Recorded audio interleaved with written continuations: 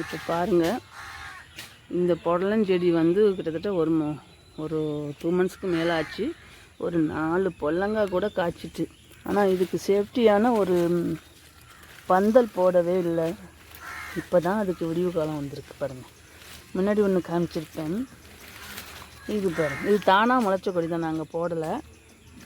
இது பார்த்து நல்ல பொடலங்காய், இந்த பன்னி பொடலங்கான்னு சொல்லுவாங்க. இதை குட்டி குட்டியாக பெருசு பெருசாக இருக்கும். ஆனால் ரொம்ப நல்லா வெந்து போயிடும் இது. ஓகேங்களா? இப்போ தான் அதுக்கு ஒரு பந்தல் போட ஏற்பாடு பண்ணியிருக்கேன். பாருங்கள், இது ஒரு செடி. பந்தல் போட்டுருந்தால் இந்நேரம் காய்ச்சி எடுத்துருக்கும் நல்லா. ஏன்னா அந்த மாதிரி தப்பு கொடியாக வர்றது நல்லா காய்ப்பு கொடுக்கும். இப்போ தான் பந்தக்கால் போட போகிறாங்க பாருங்கள். இப்போ தான் போட்டு தர்றாரு இளங்கோவன். இந்த பார்த்திங்களா, அதுக்கு மட்டும் இல்லை, இப்போ இங்கே ஒரு கொடி உருவாயிட்டு. முன்னாடி தூக்கி போட்டதெல்லாம் அப்படி வந்திருக்கும்னு நினைக்கிறேன், தப்பு கொடியாக. ஆனால் நல்லா காய்ப்பு கொடுக்கும் தப்பு கொடிங்கிறது. எப்படி ஏறி இருக்குது பாருங்களேன் அழகாக. அதுக்கு மேலே வந்து அலோவேரா வச்சுருக்கேன். அலோவேராவை பற்றி இன்னொரு நாள் போடுறேன். இப்போ வந்து வானம் கொஞ்சம் க்ளவுட்னஸாக இருக்குது பாருங்கள். சுச்சுவேஷன் சூப்பராக இருக்குது. இப்போ வந்து ஏற்காடு, கொடைக்கானல், ஊட்டி மாதிரி இருக்குது. இப்போ அதனால தான் இப்போ பந்தல் போட சொன்னேன். அது மட்டுமே இருந்தால் சரி. இப்போ இது வேறு வந்திருக்கு. இப்போ தான் அந்த போத்து தயார் பண்ணுறாரு. இதுதான் அந்த போத்து. இதுக்கு பேர் கிளைசேரியா போத்துன்னு பேர். இதெல்லாம் அந்த மாட்டுக்கு தடையெல்லாம் மாட்டுக்கு வெட்டி போடலாம்ல. நல்லா சாப்பிடும் மாடு. ஆனால் அதிகம் போட்டக்கூடாது. இதில் வந்து கால்சியம், சுண்ணாம்பு சத்து நிறையா இருக்குது இந்த கிளைசேரியா தடையில். வயலுக்கும் நல்லா உரமாகும். வயலில் போடுறதுக்கும் அதை மக்க வச்சு அப்படியே விட. ஏன் அதை அப்படியே கழிக்கிற? அப்படி போடுற, அது முறிச்சு தின்னுக்கும். குச்சி மேலே போடவா? முனியை மட்டும் எடுத்துக்க. நல்லா சுண்ணாம்பு சத்து நிறைஞ்சது. மாடு நல்லா சாப்பிடும், நிறையா பால் கொடுக்கும், வயலுக்கும் நல்லா உரமாகும். இதுதான் அந்த பந்தை மேலே போடுறதுக்கு குச்சி தயார் பண்ணுறாரு.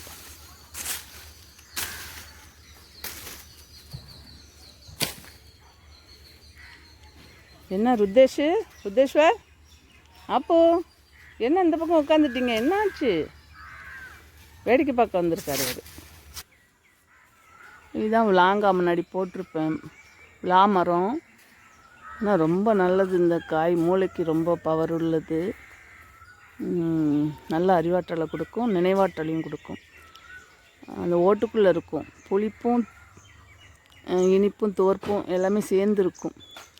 ஆனால் இது காய்ப்பு இல்லை, ஏதோ காய்ச்சிருந்துன்னு சொல்கிறாரு. ஆனால் நான் பார்க்கவே இல்லை. பார்த்திங்களா, இது வந்து சீந்தில் கொடி. இதுக்கு வந்து நம்ம தண்ணிலாம் ஊற்றவே தேவையில்லை. இது எங்கேயாவது ஒரு செடி கிடந்துன்னா அப்படியே பற்றிக்கிட்டு வேறே விடாது. அந்த காற்றில் உள்ள ஆக்சிஜனும் அப்பப்போ பெய்கிற மழைகளையும் நீராக எடுத்துக்கிட்டு இவங்க வந்து அழகாக பற்றுக்கொடியாக வாழ்ந்துருவாங்க. இது கீழே வேற பாருங்களேன், அந்த இருக்குது பார்த்திங்களா. இது எனக்கு ரொம்ப நாள் தெரியாது இதுதான் சீந்தில் கொடின்னு. அப்புறம் இந்த செல்லு வந்த பிறகு தான் பதிவுலேயே பார்த்தேன் நான். மேலே படர்ந்து அப்படியே பாருங்கள், இந்த மரம் ஃபுல்லும் படர்ந்துருச்சு அப்படியே. அது இலை வந்து ஹார்ட் ஷேப்பில் தான் இருக்கும் அந்த இலை. அந்த இருக்குது பாருங்களேன், அப்படியே கொஞ்சம் கிட்ட கொண்டு வந்து அந்த இருக்குது பாருங்கள், அதுதான் இலை. இது வந்து ரொம்ப நமக்கு ரொம்ப பயன் தரக்கூடியது இந்த சீந்தில் கொடி. வலி உள்ளவங்க, பொண்ணு ஆறாமல் இருக்கிறவங்க இதெல்லாம் இதை பயன்படுத்தலாம். ரொம்ப நல்லாயிருக்கும். அந்த சீந்தில் கொடியோட விதைகளை பாருங்கள், காய் அப்படியே கொஞ்சம் கீழே கொண்டு வரணும்னு நினைக்கிறேன். அந்த இருக்குது பாருங்கள், அதுதான் சீந்தில் கொடி காய். இப்படி தான் கொத்து கொத்தாக மணிமணியாக காய்ச்சிருக்கும். நீங்கள் அந்த கூகுளில் போய் பார்த்தா தெரியும் அது அதனோட பயன்கள் என்ன ஏதுன்னு.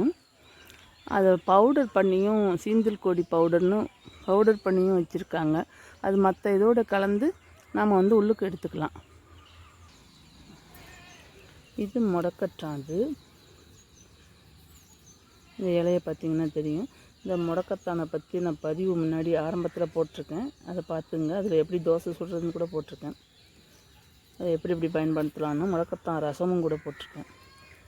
தேவைப்பட்டவங்க பார்த்துக்குங்க. இது தாங்க அந்த முடக்கத்தானோட இலைகள். இது இலை, இது வந்து அதனோட காய் பார்த்திங்களா. இது வெடித்து தான் அது பட்டு போய் வெடித்து எங்கும் செதறி நிறைய செடி முளைச்சிடும். இந்த இருக்க பாருங்க,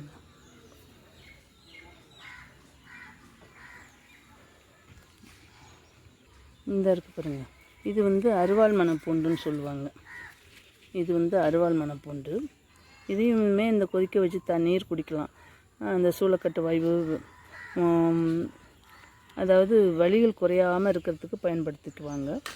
ஆனால் இதையுமே இது முழுமையாக என்னால் சொல்ல முடியாது, அதுக்கு தான் பயன்படும். ஆனால் வேறு எதுலையாவது புக்ஸில் பார்த்து தெரிஞ்சுக்கலாம், இல்லைன்னா கூகுளில் போட்டு தெரிஞ்சுக்கலாம். இந்த இருக்குது பார்த்திங்களா, இது கூட ஏதோ ஒரு மூலிகை தான். ஆனால் இது என்ன இலைங்கிறது தெரியல.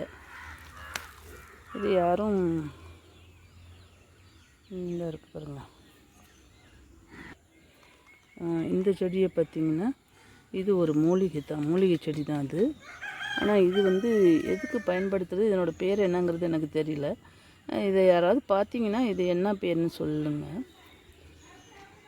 இதை நான் பார்த்துருக்கேன், ஆனால் இந்த இலை பயன்பாடு தெரியும், பயன்படுறதுன்னு சொல்லியிருக்காங்க. இப்போது தற்சமயம் ஞாபகத்துக்கு வரல. பாருங்கள்,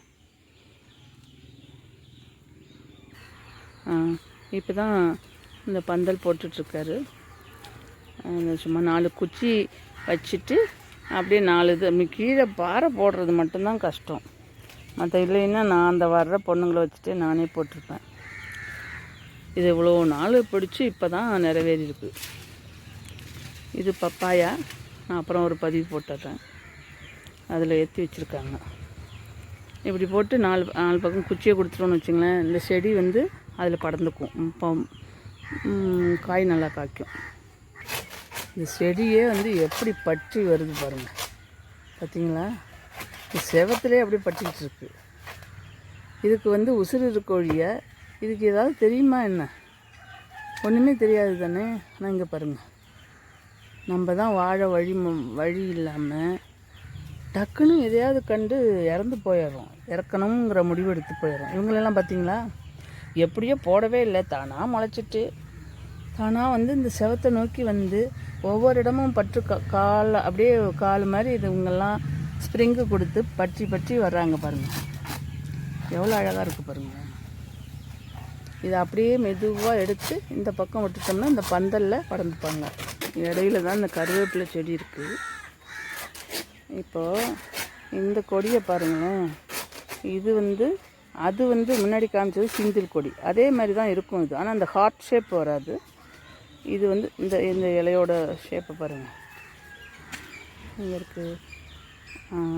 இந்த இலையோட ஷேப்பு இப்படி அந்த ஹார்ட் ஷேப்பு வந்தாலும் இந்த முனியில் உள்ள ஒரு ஷார்ப்னஸ் இதில் வராது. இது என்ன செடின்னா, இது வந்து சின்ன பிள்ளைலேருந்து எங்களுக்கெல்லாம் தெரியும். ஏன்னா எங்கள் அப்பாயி எல்லாம் இங்கெல்லாம் அப்பாயி ஆத்தான்னு தான் சொல்லுவாங்க. இது இருக்குது பார்த்திங்களா, இந்த செடி, இதை வந்து உத்தாமணி பறிச்சுட்டு வர சொல்லுவாங்க. அப்போ நாங்கள் இதை கொண்டுட்டு போயிடுவோம். இதை சொல்லுவாங்க அந்த உத்தாமணியோட சக்களத்தின்னு. உத்தாமணி ஒவ்வொரு செடி மூலிகை செடிக்கும் அதுக்கு துணையாக இன்னொன்று இருக்குமா. அதே மாதிரி நேச்சரில் இன்னொரு செடி இருக்கும். அதை இங்கெல்லாம் வந்து சக்களத்தின்னு சொல்லுவாங்க. எப்படி இறைவன் படைப்பு பாருங்கன்னு. இது ஒரு செடி, அது முன்னாடி காமிச்சது சீந்தில், அதே மாதிரி இருக்கும். ஆனால் இது பேர் என்னங்கிறது எனக்கு தெரியல. தாலி கொடிம்பாங்க, அது தெரியல, சரியாக தெரியல. அது அதில் கூட மொக்கெல்லாம் இருக்கும். ஏதாவது மூலிகை தெரிஞ்சவங்க பார்த்தீங்கன்னா இதை என்னன்னு எனக்கு சொன்னீங்கன்னா அதை நான் பதிவாக போட்டுருவேன். நிறைய பேர் போடுறாங்க, மூலிகை ஒன்றா போடுறாங்க. கொஞ்சம் நிறைவேறிடுச்சு, அவ்வளோதான். இது அமைப்பே அவ்வளோதான். மேலே இந்த பக்கம் கொஞ்சம் குச்சி போட சொல்கிறேன், அதுவாக படந்துக்கிட்டுன்னு சொல்கிறேன். இது முடிஞ்சதே பெருசு. ஏன்னா அண்ணன் வந்து விடவே மாட்டார், வயலுக்கு அழைச்சிட்டு போயிடுவாங்க. நேற்று மழை பெஞ்சதுனால இன்றைக்கி தண்ணி பாய்ச்சிற வேலை இல்லை, அதனால் இங்கே நான் பிடிச்சிட்டேன். அப்படியே வச்சுவிடு, இதை பார்ப்போம் எப்படி காய்க்குதுன்னு.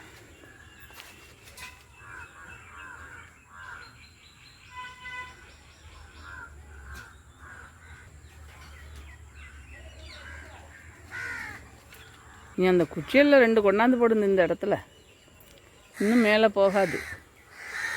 என்ன அப்படியே போய் மாமரத்தில் போனாலும் போயிடுமோ? இது இப்படி போய் தானே ஆகும். அலக்கு வச்சு அறுத்தா கொடியாக இருந்து போயிருந்தா.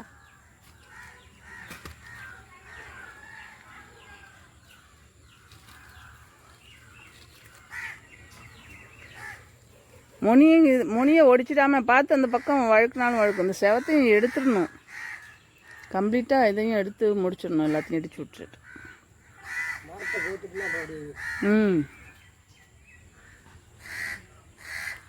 இங்கெல்லாம் வாழை கட்டப்பட்டால் ரொம்ப நல்லா பசுமையாக இருக்கும்.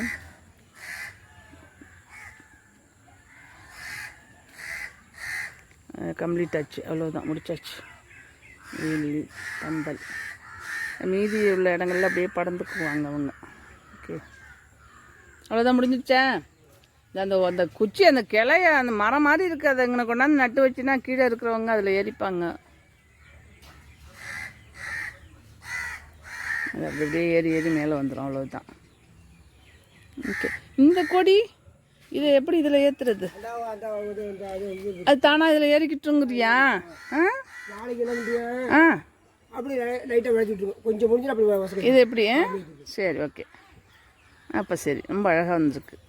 இந்த பத்தி வர்றதான் எனக்கு ரொம்ப ஆச்சரியமாக இருக்குது. நீ இன்னும் பத்திக்கிட்டலாம் வர்ற, அது பாருங்கள், நமக்கு இருக்கிற பொறாமையை பாருங்கள். இப்படி ஏறிக்கோ. சரிப்போ, முடிச்சாச்சு, கம்ப்ளீட் ஆச்சு, அவ்வளோதான், கம்ப்ளீட் ஆச்சு.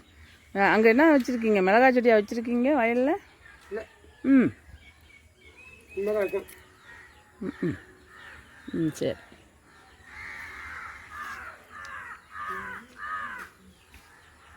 தேங்க்யூ.